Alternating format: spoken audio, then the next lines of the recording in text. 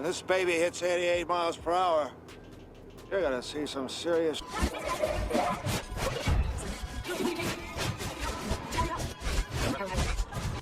Welcome back to the Titanium Hanger. This is Mike. Today I want to talk to you about the butterfly effect. And basically, there's two things that almost all collectors say when they start collecting.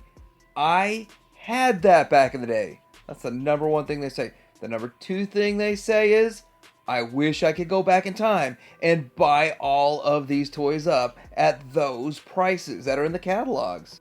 Today I'm going to talk to you about the butterfly effect, and we're going to define what that is. And basically, if you did go back in time, you did buy all those toys and then brought them back to the futures, what would happen if you did that? What are the logistics of doing that? We're going to discuss all of that. Then we're going to talk about the dark side of the butterfly effect for collectors coming up.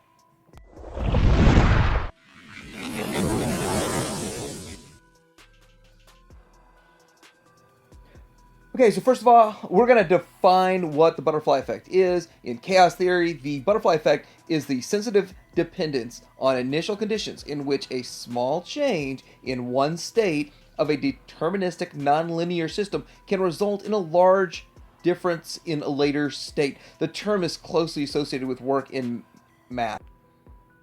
Simply stated, if a minor change such as flapping of wings by a butterfly could create a phenomenal change or a tsunami across the world, but thinking about it when it comes to time change, you got to think fourth dimensionally and how a small change back in the past could affect the future.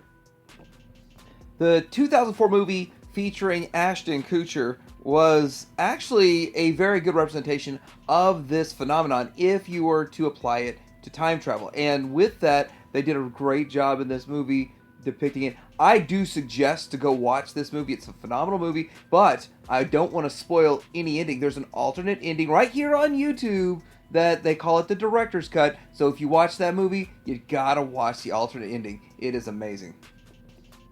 Now, first of all, if you're going to go back in time, there's a lot of things to be concerned about. If you're going back in time, you have to have the money. You have to have the correct money. You can't go walk into 1983 stores with 2023 money, or even 2005 money, or even 2000 money. They're going to think it's counterfeit. They're not going to accept it. And obviously, your credit card probably is not going to work. So with that, you've got to figure this out. Now, in Back to the Future, Doc Brown figured that one out, and we've got all this different money. Now, this is the NECA version. NECA depicted this very well. They did a very good job with this one little accessory right here, but it does show the different money for the different years and the different decades. That was pretty accurate. One of the ideas that I've had all these years would be to go back in time with a piece of technology, such as a Sony PS Vita, and then sell it to Nintendo, and sell it to them for $1 million. Then you take your $1 million and you buy up a whole bunch of vintage toys. But guess what? Butterfly effect, that would make massive ripple effect changes for the whole world if you'd see the technology that's in this back in 1983 or something along those lines. So with that, it would work. You'd get your money out of a competitor for sure. But the problem with that is, well, it would cause many more problems down the road, and it would be a tsunami of other technological issues that you'd return to. Now, one thing is you wouldn't really be able to depend on your family. If you could convince them you are who you are and you're from the future, then maybe you could, but that in itself would cause more and more ripple effects that are going on in the future. You'd return to a future that is not exactly the same, or maybe you would return to a better future yourself, throw in some stock tips and stuff like that. But for the most part, Big kind of explains how you'd be treated by your family if you just showed up in 1983 looking like you do right now. The next situation you're going to have is locating all of these toys. Now, yes, you can walk into Toys R Us or pretty much any toy store and they're just going to be cram jam full of stuff. But maybe they won't have exactly what you're looking for.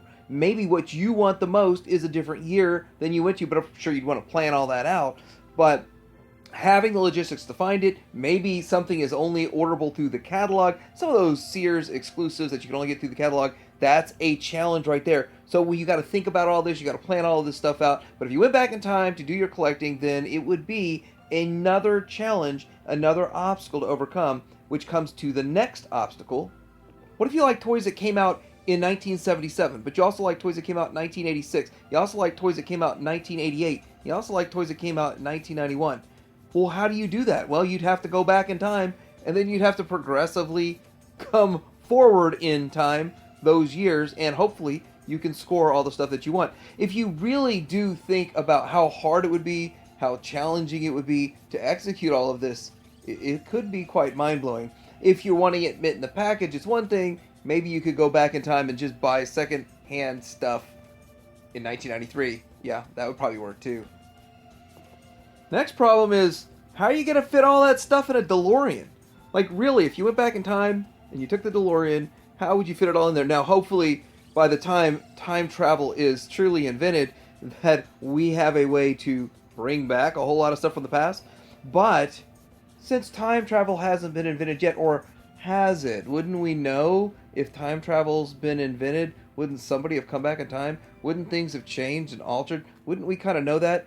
Is that what deja vu really is? Is that what deja vu really... No, it's not. Not at all. Now we got to get into the ripple effect of this whole situation. Now, there was a time back in, maybe it was 2010, I don't know. I don't know the year, but there were 10 yak faces. Some of them were AFA graded, some of them weren't, in one auction for it's £1,000, which was converting over to about $1,500 after shipping and all those charges and the conversion fee. So, if those 10 yak faces sold back then, would it have affected anything? If you went back in time and bought 10 yak faces, pulled them off of the market, and then we didn't see them again for 30 or 40 years, would that have affected the price of yak face? Well, yak face is a very expensive figure, but he's still not super ultra rare. You can still go get a yak face on eBay. You can probably pick through 5 to 12 right now on eBay. You know, they'll be asking you $400 or $500, maybe $8, who knows. But would pulling those out of the system and out of society, 10 figures, make a difference at all? I don't think so. I think no. Last year we did have the Morpheus auction that had multiple figures, vintage Star Wars, carded in immaculate condition, and did that really affect the market at all? No, in fact, some of these went for way more than other ones, just counterparts on eBay, because people wanted to be part of this historic find. People wanted to have something from this. It was a much different situation than just ordering some random figure off of the internet or buying off eBay or buying it from a collectible store. These are part of history. There's a huge collection that was out there, and I have to say, it didn't drop the prices at all now that these came out. And here's why. This is proof that the butterfly effect would need something much more substantial than 10, 20, or even 100 figures. And I'll show you why. Toys in the 80s weren't like toys today. Toys in the 80s were manufactured in the millions, not just 10,000, 30,000, maybe 100,000 if you're lucky.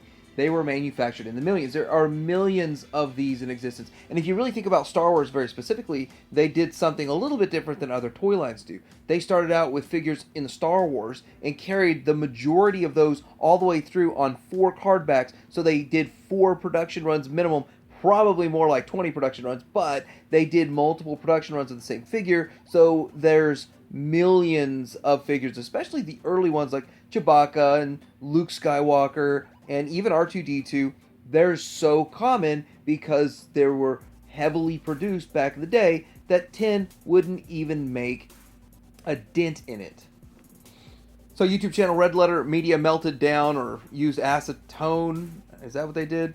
Anyway, they damaged 2,600 figures, something along those lines, 2,000 figures, and that didn't have an effect on the market at all. Slightly, not even a slight effect. They damaged thousands at one time, just completely took them out of existence and turned them into a big giant chunk. And it did absolutely nothing for collecting. So the butterfly effect here was nothing.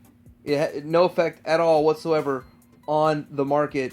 And so with that, it takes a lot to make an effect. So you start looking at some of these other toy lines that aren't massive like Star Wars, something like Dune, LJN Dune. LJN still manufactured quite a few of these.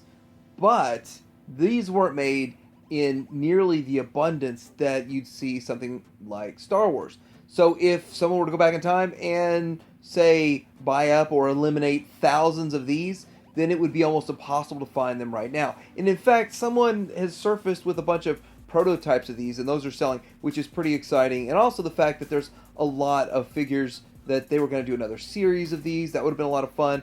But all of the failed toy lines that fit into this category would have a bigger butterfly effect if you did go back in time and say buy up all of this toy line. Same thing with like Clash of the Titans. If you went back in time and were to buy up and say out of all of this, you see the Pegasus is probably the most rare, and then of course you do have the Kraken. So with that, if you bought a bunch of those up, you could affect the market maybe a little bit with that. But wouldn't it be fun to have a few of those?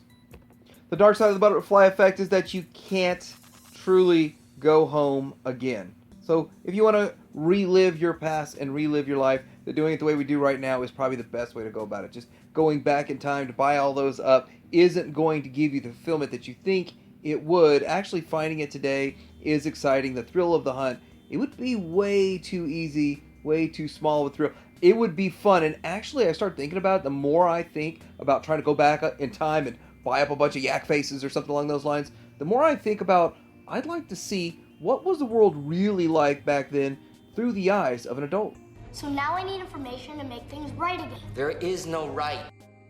The other true dark side to all of this is that for every toy that you went back in time and bought, you potentially took it away from a kid that could have had it, that could have changed their life, would have altered their life, altered their perception. It would have been an escape for them from maybe a bad day, escape from maybe a bad home life, or something along those lines. So when you consider all of this, wanting to go back in time and buy the toys that you had, you might have been taking them away from somebody else, and that could have caused a major ripple effect today.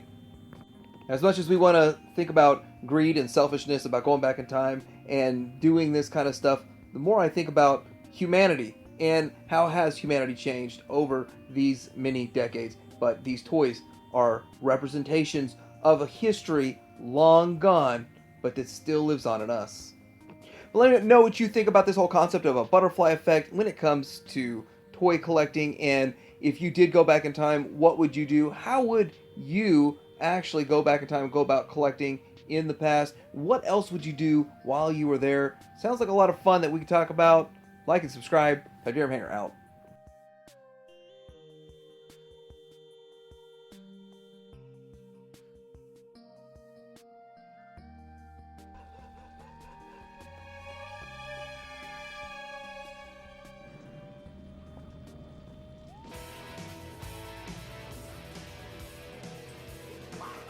Watch where you're going.